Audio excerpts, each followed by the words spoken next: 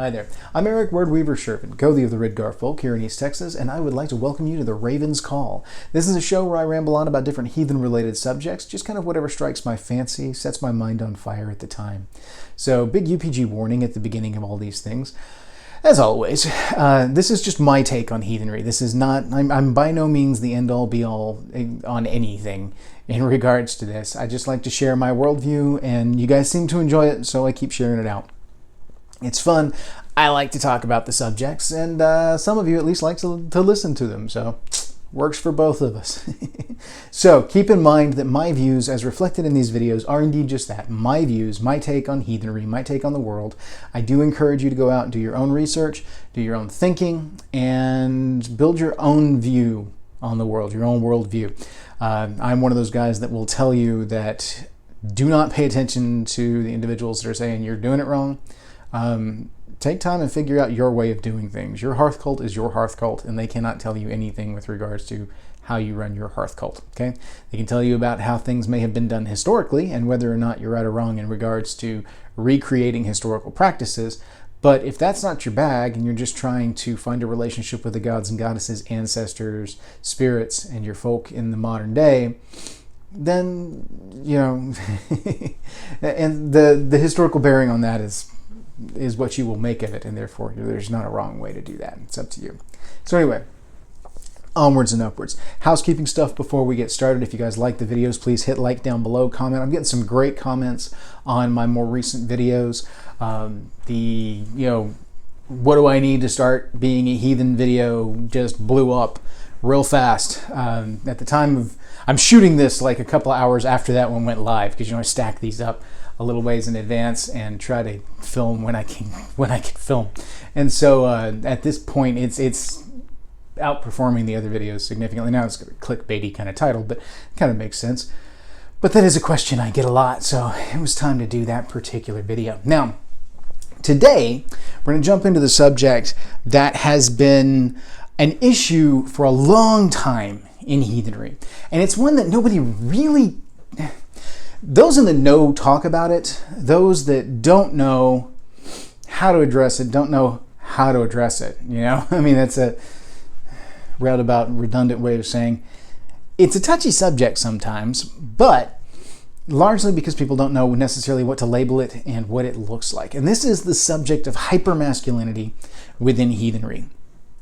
And heathenry is something that, especially during the 80s and 90s, we get a huge influx of, in the early aughts, thanks to the whole Vikings TV show, we get an influx of those that are of the more brosatru or the more superficial heathen levels. You get those that are fantasists, you get those that are just driven by the aesthetic that they have assigned to heathenry. Keep in mind, I'm saying assigned to heathenry, because most of what they are associating with heathenry is what popular media has told them to associate with Vikings in general. Now, this isn't just limited to that, okay? This isn't just limited to, I'm a Viking, dude bro stuff. We've already covered that. This specifically is the issue of hypermasculinity. Now, I've gotten questions about, what's the role of women in heathenry today, etc., etc.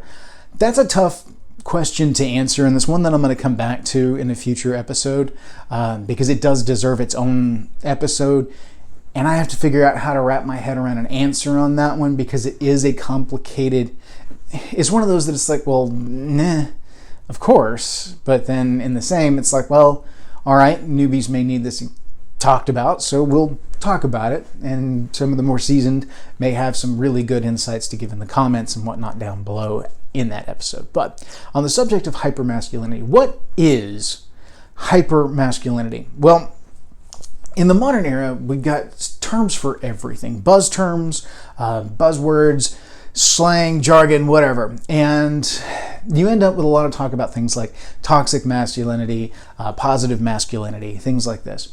And the role of masculinity within heathenry is it's a very deep and very complicated subject to discuss. It's one of those things that you can discuss ad nauseum over time, because there are multiple facets to it that one can discuss and one can interpret, and there's a lot of subjectivity to the terms. especially in what is regarded as masculine. So hyper, in this term, we're going to break it down specifically. Hyper, we're going to look at as being hyperbolic, above and beyond, exaggerated. Exaggerated is the key here. You've got exaggerated masculinity, the idea of what it is to be a man. So you've got this subject of hyper-masculinity is this exaggerated concept of manhood, this exaggerated concept of the characteristics that make up being masculine. And it's oh man, so much of it is so subjective and so aesthetic as far as the traits and whatnot that we associate with masculinity. That is in and of itself a long conversation. So we're going to grab some gestalt elements here that play into the hypermasculinity phenomenon as I see it. Okay, you have specific elements such as the warrior ideology of manhood, the physicality element of manhood, the forcefulness, the alpha aggressiveness that is associated with this. Keep in mind, we're talking about a caricature of masculinity. We're not talking about what does it actually mean to be masculine. We're talking about a caricature, above and beyond, exaggerated, hyperbolic in nature. And so the subject, when you come up to hypermasculinity, you see these individuals that see, in order to be a man, I have to be big and burly and swole. I have to be a warrior in all things. I have to be aggressive. I have to be decisive. And a lot of the ideology that gives birth to misogyny comes from a hypermasculine standpoint. Hypermasculinity is not something that is specific to heathenry. It just poses some specific problems within heathenry because of aesthetics, and we'll get to that here in just a minute. But it's this idea of taking this storybook picture of a man and blowing it up into real life and trying to make real life out of that caricature. That is a problem because true masculinity, as in true anything within humanity, is nuanced. It is multifaceted. There's multiple levels that go on here and different elements. You know, one of the big beefs that I have in modern day is that intellectualism has been stricken from masculinity as far as the canon in Western society. Individuals who are intellectual, who are well educated, are seen as less masculine than those individuals who are physical Adonis and yet dumb as a box of rocks. But because they're hardworking and they're made of brick and mortar, they're seen as more masculine than the individual who is a well-rounded, well-educated individual who may not be built like Colossus, but is, you know, well, built like me, for say. And therefore, they're seen as less masculine as a result. And this is a popular narrative that is not, keep in mind when I'm talking about these generalizations, people, I'm not talking about people's individual experiences, all right? Because you're going to have individuals that you're like, I'll get comments like, oh, my tribe is, you know, we love the intellectuals, we love blah, blah, blah. And I'm like, I get it, all right? This is not an individual's story. This is the story of a gestalt. This is the story of a generalized perception within Western society that is having a negative impact on heathenry in and of itself. So you get this exaggerated form of man, and especially with those individuals that try to drive for a primalist approach. There are some specific groups out there that really push this, and I'm not going to name names specifically simply because of slander issues and whatnot, but there are some specific groups out there that I can list off, 4 or 5 of them that I can think of off the top of my head, which really drive this hyper-masculine kind of persona within their individuals. Now, the problem with the hyper-masculine is that, one, it's not real world. It's not an accurate view of masculinity in the first place. It is superficial, it is shallow, and it is two-dimensional. It leaves no depth, no nuance to an individual. The same thing can be said for hyperfemininity, although we don't see that nearly as much. And again, part of that is because of a push within the Western society for this hypermasculine element. Now, yes, a lot of toxic masculinity is tied into the hyper-masculine viewpoint. But that's a different subject, and I'm not getting into all of that because my view is more on the psychological standpoint of things involved and not necessarily the modern political terminology that's involved. So my stances aren't necessarily in line with anybody's out there. So that's not the subject matter. Now, hypermasculinity, as I see it showing up in heathenry, I see some specific groups that pop up and they want to drive this primal Neolithic version of heathenry. I have seen groups that will strip down to loincloths and then dance around in a circle and slice themselves open and spray blood on people. Yes, I was there for that particular incident. A number of you know what I'm talking about.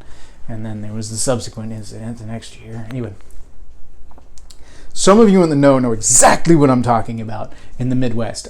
Some of you are like, I don't know what he's talking about, and he's kind of losing me. But still, the instance that I'm talking about is these individuals that take this idea, this image of this Neolithic male, and then all this action and this movement and this hyper-masculine version of themselves. It's not them truly. It is a washed down version of themselves thrown into this ritual, and it is not reflective of their people. It's not reflective of their surrounding folk community. It is not reflective of any of the other individuals within the other tribes that they may be interacting with. It's completely off base on so many things. How does this continue to show up in heathenry today? Well, we see this, like the Brosa element, we see this over-identification with the Viking, okay? We see these guys that come through and feel like they have to be warrior cult. They have to be warrior cult. Why do they have to be warrior cult? Because they are told that that is all men are good for. And therefore, that is the role that they must fill. Again, see back to my whole demonization of intellectualism within masculinity today. I could do an entire video on that one alone. But it's a thing. Trust me, there's a number of issues that ladies experience within heathenry too that will be addressed, that need to be addressed. But anyway, it's a thing. So there's this over-identification with the Viking. Now, again, I've covered that in the Brosa side of things because it is superficial. It is specifically tied to an image, and it is this two-dimensional image that they try to make real life, and it just doesn't work. It is not the full picture of heathenry. It is not the full picture of a man's role within heathenry because it eschews some of the other roles that men can fill within heathenry. It doesn't, the hypermasculine element of heathenry doesn't allow for that dad that sits there in a tutu and has tea with his little daughter because the 4-year-old said, "Daddy, let's have tea." If a little 4-year-old says, "Daddy, let's have tea," you have tea. And that's how it goes, because that little girl has got you wrapped around her finger. Now, the hypermasculine response to this is to buck that, because, oh no, I can't do that. That's not manly. It's not manly, but it is. It's manly to care for your children. It's manly to step in and be that model for your child on what a man can do for them and be there for them, the sacrifices that they can make for those kids. It's important to show the kid that your emotion, your caring for them, your nurturing for them is far more important than the image that you put out. The problem with hypermasculinity is it's all about image. All of it. It's all about image because that's all they understand, typically. They will apply superficial ideology, superficial spirituality, anything that they can to reinforce their viewpoint of this image as reality. It's the same phenomenon that comes up with white supremacists, with the purebloods and things like that. They create this eschewed and false worldview, and then they surround themselves with an echo chamber of information and people have shared opinions that reinforce this worldview, and then they bubble themselves off from everybody else to shore this worldview up, and then they explode all over everybody else because they feel that they must then impose this worldview on everyone else because everyone else is wrong. They don't understand that these beta males are useless and you need to be alpha male and blah, blah, blah. That's not True, not that way. Because the concept of alpha male, as they've exhibited it here, is an eschewed thing. It is not an accurate view of what a leader is. And that's what an alpha is. An alpha male is not necessarily one that is just big, huge, and burly. You can be less physically imposing, but still be an alpha because you're a natural born leader. You are someone to whom people look to and follow. And this is not gender specific because anyone can have those leadership qualities. Our lore is rife with wonderfully strong women who stepped up and led. And I mean, look at the stories of On the Deep-Minded. She was a very interesting individual. You can look and see a number of queens, a number of individuals that step up and are just incredible individuals. We've got the stories of the Valkyries worked right in there with the lore, Brunhild and Sigurd. You've got all of these wonderful examples of strength from multiple directions, strength from masculine, strength from feminine. So the over-identification of strength with male is something that is blown out of proportion with this caricature of masculinity that you see in hypermasculinity. Now, I think by now you guys have a fairly good idea of what I mean by hypermasculinity and what that may look like within heathenry, but what kind of problems does it pose within heathenry today? Well, the problems that it poses are wide and varied, and you don't necessarily think about them until it's too late, because you see groups that form up around this hypermasculine idea, this caricature, like I said. And so they try to build their community around this imagery and this aesthetic that we've already established is two-dimensional and has no depth to it. And so they create a community that has no depth, that has no nuance. It is all about the guys that are involved. It's all about feeding their ego. It's all about, them looking like big badass Vikings and then stepping up and being all raw, and then their women are subservient to them. Whether they may say that they're not, but then you look at it actually play out, and pretty much it is, unless the females exhibit the same hypermasculinity that the males do, and then they're sucked up into the faux warrior cult. And I use the term faux warrior cult because that is not what warrior cult is. Yes, there is an element of hypermasculinity within the warrior cult as it can play out, but it is not one of those kind of... There's a specific reason for everything. Strength is valued within the warrior cult because strength equals survival, okay? Not everyone is warrior cult. That is the thing that most people, when I see them fall into these traps, trip up on, is that they feel like men have to fit within the warrior cult because that is the Viking thing. We're not barbarians, people. Heathens weren't barbarians. Yes, they were identified as barbarians in a number of the things. I actually boycotted History Channel for a long time because all they showed was this whole Vikings as barbarian thing for the longest time, and I figured out real fast when I was a kid that the History Channel is not about actual factual stuff. It's all about sensationalism, etc., etc., etc. So, this ideology that heathens were all barbarians, that Vikings were all barbarians, because it's tied on that Viking period element. It eschews men as craftsmen. It doesn't look at men as farmers, as men as fathers, men as leaders of tribes, because your chieftain wasn't always just a warrior leader. Yes, he needed to step up when things got busy, and he needed to fight when things needed fighting for. That was a thing, but that's a thing today, as it was back then, is that all men need to be ready to fight, but all women do too. We need to be ready to step up and defend that which is important to us when the time comes. And there's the whole twist in modern Western society where that's not necessarily as valued as it used to be by at least certain portions of the general public. And so you end up with more division. Now, there are those that were specialists at it that became warrior cult and filled that specific role because they were really, really good at it. That's fine. But they made up a small percentage of the population. A vast majority of the population was not warrior cult. That was set aside. That was a separate culture from the generalized culture that most everybody else belonged to.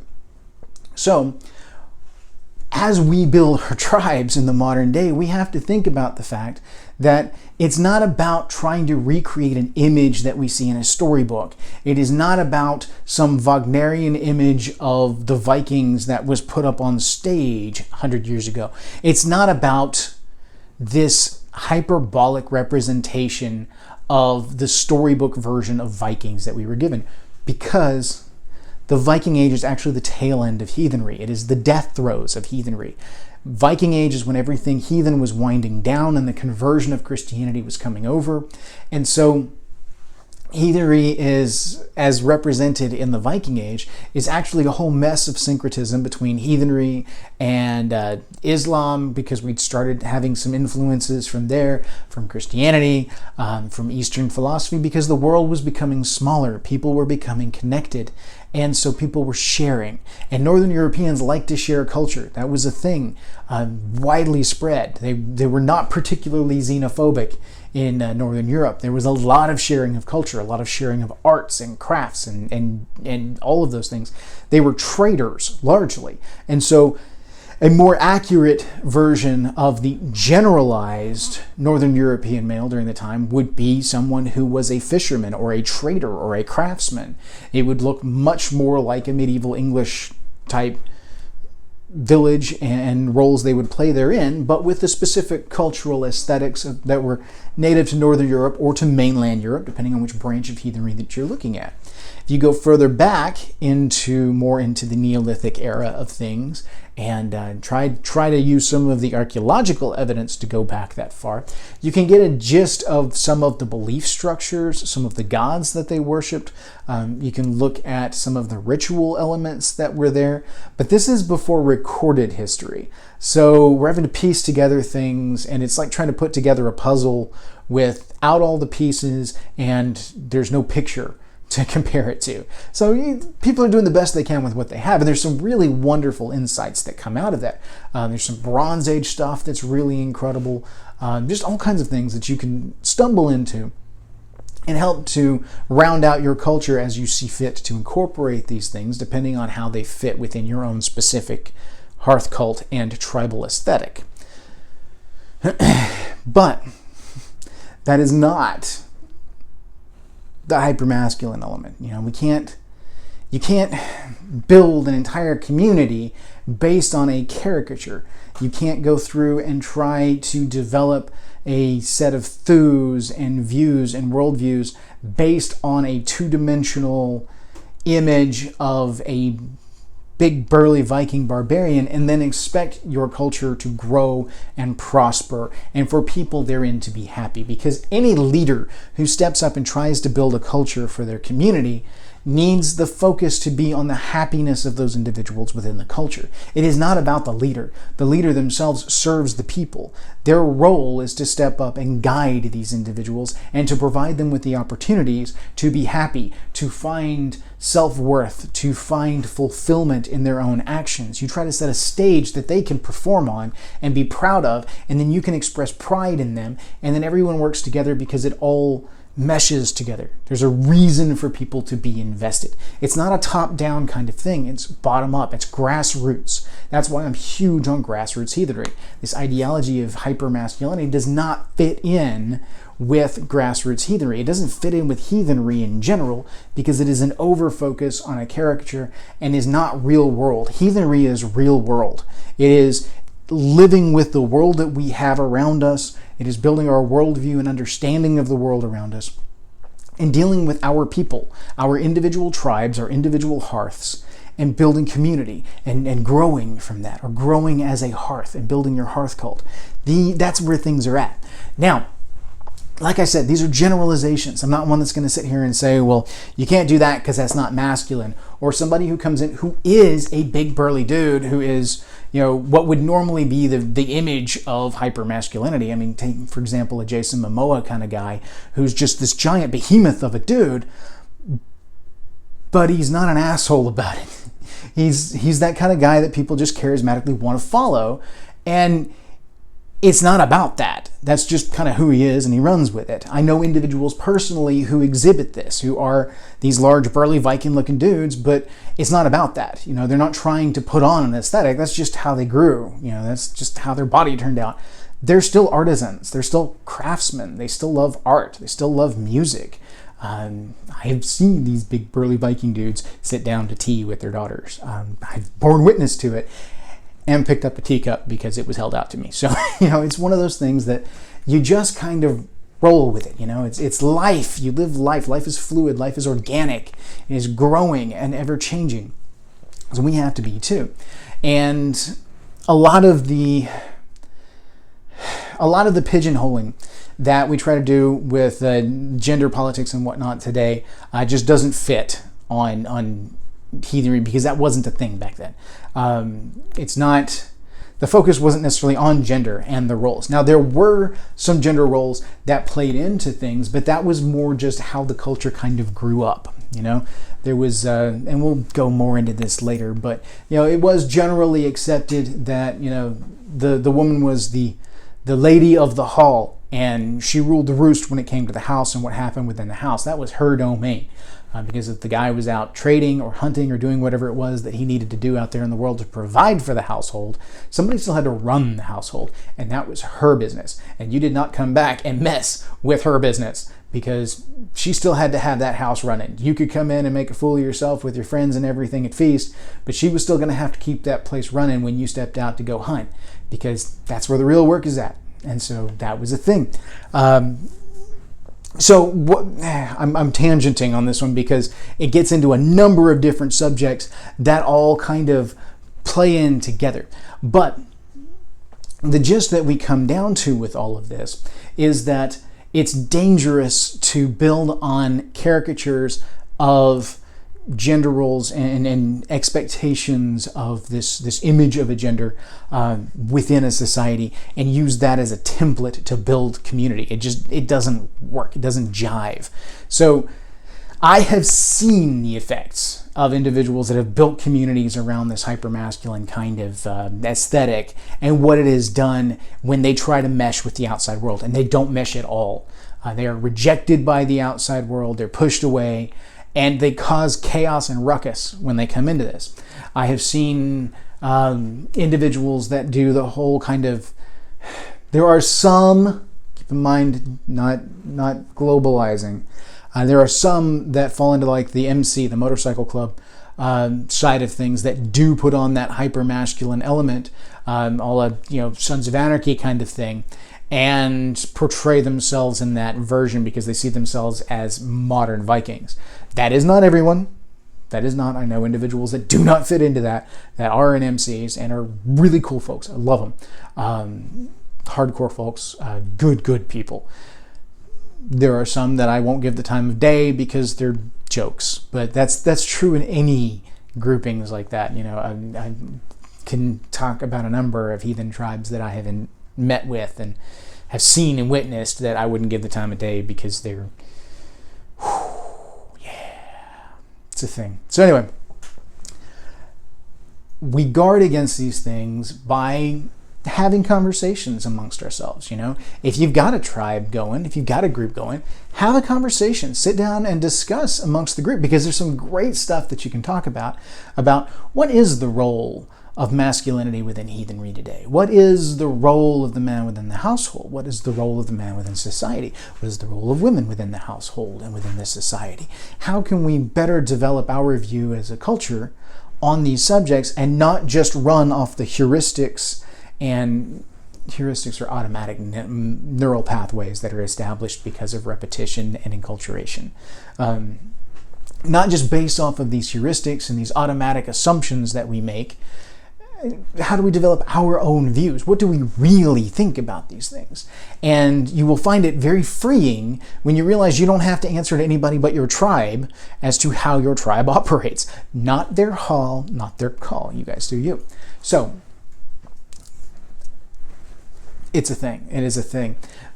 But it is extremely frustrating. And I see it pop up periodically, this whole hyper-masculine element of things, where men are shamed if they don't fall into this whole hyper-masculine side of things. And I'm going to tell you real quick, guys, like I've said in the shame thing before, shame only works if you want to belong to the social structure that is shaming you.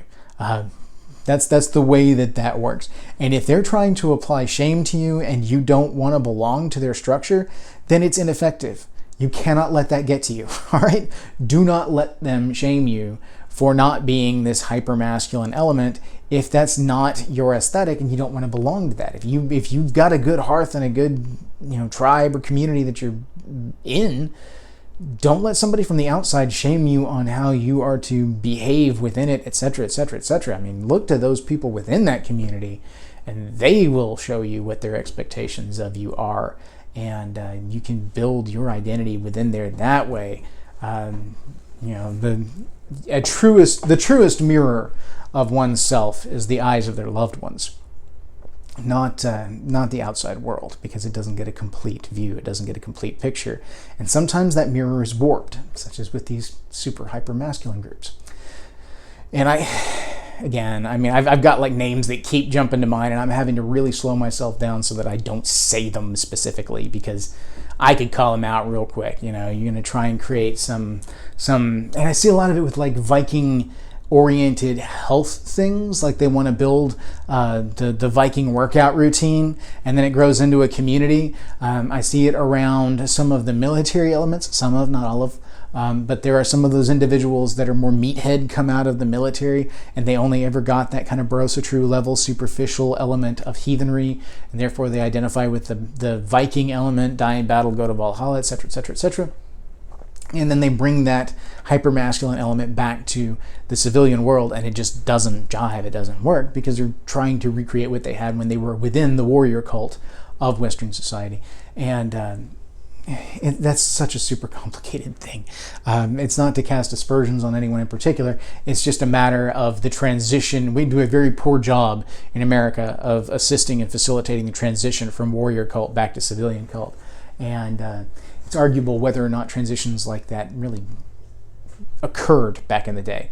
It's like if you were warrior cult, you pretty much were warrior cult all the way through until you just couldn't anymore, and then you taught young warriors. So that's that kind of gist of things there. So think about this as you go through and you look at these groups. Don't necessarily look at a group who's well established and is all over social media and think, oh, they must be doing it right, I need to model after them, because they could be one of these super hyper masculine groups, and you'll know real quick. It's pretty evident, because that's not going to serve you in the long run. It's not going to help your community grow. You need to be looking to your community and building from that end. Build from the grassroots. You don't need somebody else to tell you how to do it. Do it yourself. Do it from the grassroots up. Something else we're going to come back to in a future video too. The whole idea of dependency within heathenry as has been indoctrinated by Western society. That's going to be a fun one. So think about these things as you go through, and make sure that the community that you are building is indeed reflective of everyone that's involved. You need to think about, especially if you're the leader of a tribe, you need to be thinking about representation of the different elements within your tribe. Don't listen to social media and what they tell you needs to be represented within your tribe. Don't listen to hyper-masculine groups, far-right groups, far-left groups. It doesn't matter. Don't listen to any of those groups telling you what needs to be reflected in your tribe. Don't look at well-established groups that have been around for 20 years, that have guild structures and all of that within there, and feel like you have to shoehorn that into your tribe. Build your tribe based on your people. Build your cultural aesthetic based on the culture of the individuals therein, and listen to them. Build with them. They are the backbone of, they are the culture. And so if you try and shoehorn them into something, then it's not them. They're not their authentic selves. And that's what a tribe needs to be, this gathering of authentic individuals who are there for an authentically common goal. And if it's not, then what are you doing?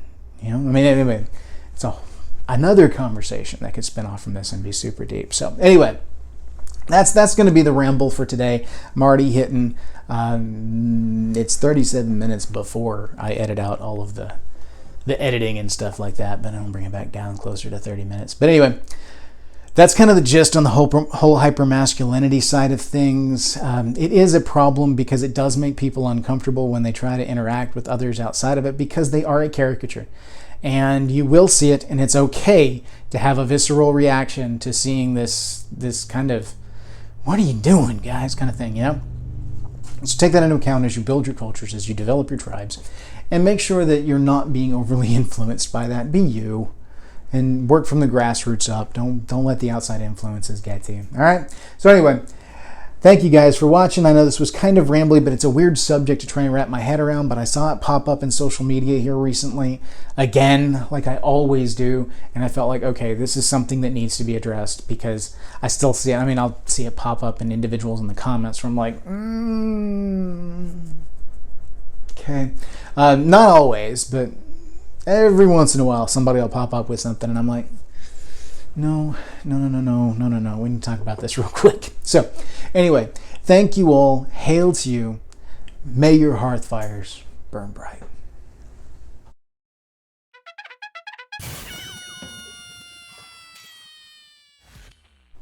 Okay, I think we got that. Hopefully, fingers crossed. This is going to be the hyper-masculinity video. All right, and okay, let's do the whole promo thing and the monologue. Yeah, I think of this area here as like my little warm-up area. It's kind of like the monologue and like a Jay Leno kind of thing. Yeah, just to stand up and talk for a little bit. I just sprayed myself in the face with coffee because the pressure built up. That was funny. So anyway,